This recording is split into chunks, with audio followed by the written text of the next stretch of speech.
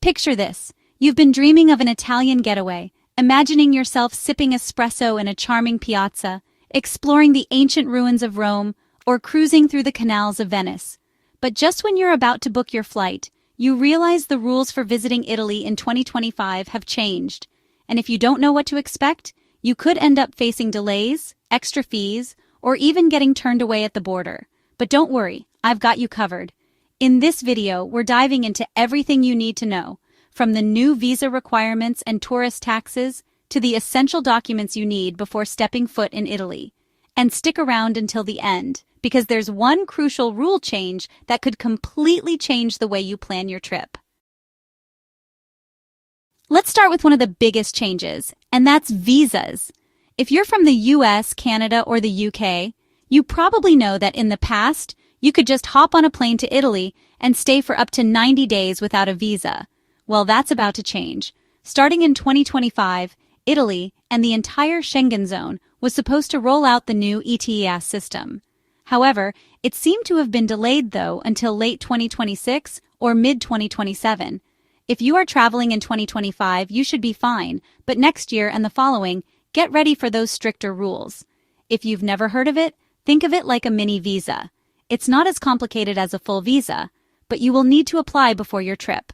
I have done a whole video about the new European travel rules. You will find the link in the description. But to give you a quick recap, here's how it works. You'll need to fill out an online application, pay a small fee, about €7, and wait for approval. Most applications are processed within minutes, but in some cases, it could take up to 30 days. And here's where things get tricky. If you have any past criminal records or issues with previous travel visas, you might get flagged for additional screening. The last thing you want is to book your entire Italian vacation only to find out you're denied entry because you didn't get your ETIAS approval. Now, if you're from a country that already requires a Schengen visa, nothing really changes for you. But for travelers who are used to just showing up in Italy without extra paperwork, this is a big deal. Oh, and one more thing. If you're someone who loves hopping between European countries, keep in mind that ETIAS approval applies to all Schengen nations, not just Italy. So once you get it, you're good for the whole zone. Next up, let's talk about money, specifically the extra fees you'll be paying just to visit Italy. If you've traveled to Italy before, you probably already know about the standard tourist taxes that get added to hotel stays. But in 2025, Italy is stepping it up. You should expect to pay more. Some of the country's most popular cities are introducing new taxes and increasing existing ones. Venice, for example, is launching its long-delayed day tripper tax.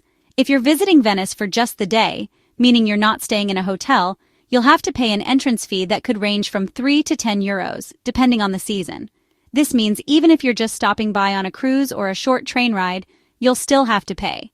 And it's not just Venice. Rome, Florence, and Milan are also increasing their tourist taxes. These fees are usually charged per night, per person, and they're collected by your hotel or Airbnb host. For budget travelers, this means that the cost of accommodations is going up, and even hostels aren't exempt from these additional fees. One thing to keep in mind, these fees are not always included in your booking price. Many travelers arrive at their accommodations only to be surprised by an extra charge at check-in or check-out. So, when budgeting for your trip, don't forget to factor in these extra costs. All right, let's move on to something that might seem simple but has actually caused a lot of headaches for travelers: documents. Your passport is obviously the most important thing, but did you know that Italy has strict rules about passport validity? If your passport expires in less than 3 months after your trip, you won't be allowed in. And some airlines won't even let you board if your passport is too close to its expiration date. So, before you book anything, double-check your passport and renew it if necessary. Also, if you're renting a car in Italy, don't assume your regular driver's license is enough. In many cases, you'll need an international driving permit.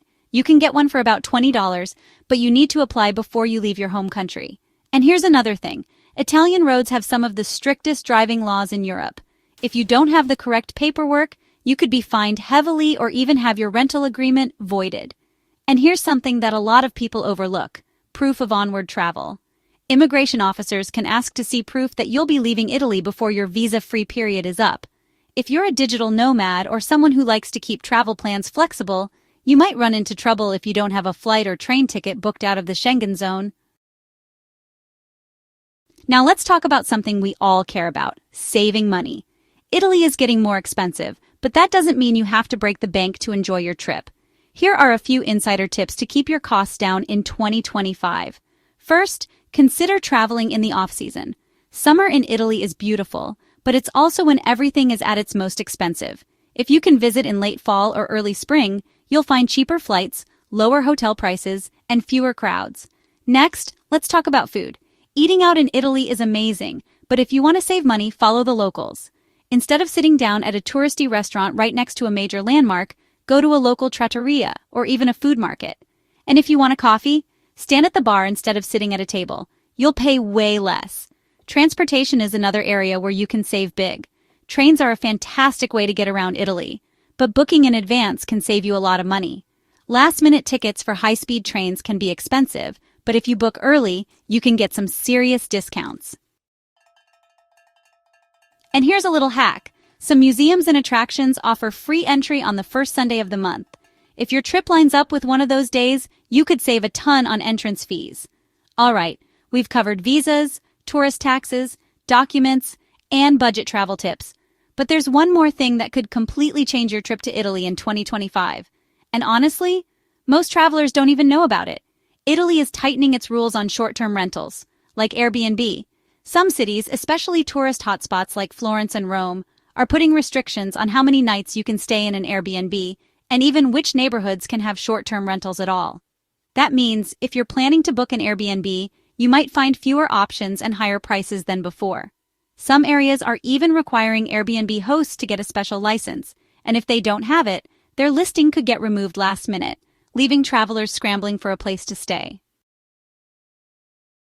So if you're thinking about booking an Airbnb, double-check the rules for your destination city and always have a backup plan in case your reservation gets canceled. Oh, and by the way, I have added a freebie for you in the description. And guess what that is? It's a full itinerary for your Paris trip to make it easier to plan your amazing trip. And coming soon is my video guide with several countries, their travel rules, required documents, and entry rules. The video guide will be similar to this one, but I'm compiling 5 to 8 videos as a guide to different popular countries.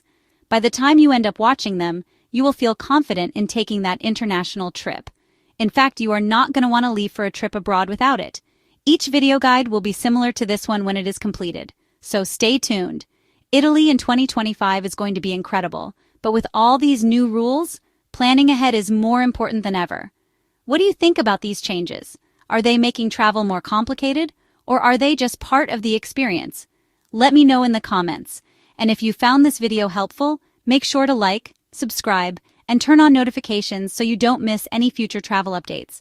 And by the way, I forgot to mention that as part of the video guides I am creating, I will also do a video guide on how to plan an international trip. The entire package will be sold for only $29.99. Trust me, it will be worth every penny. And each video guide will include its own 7-day planned itinerary and a realistic budget to expect, along with an audiobook you can listen to while you drive.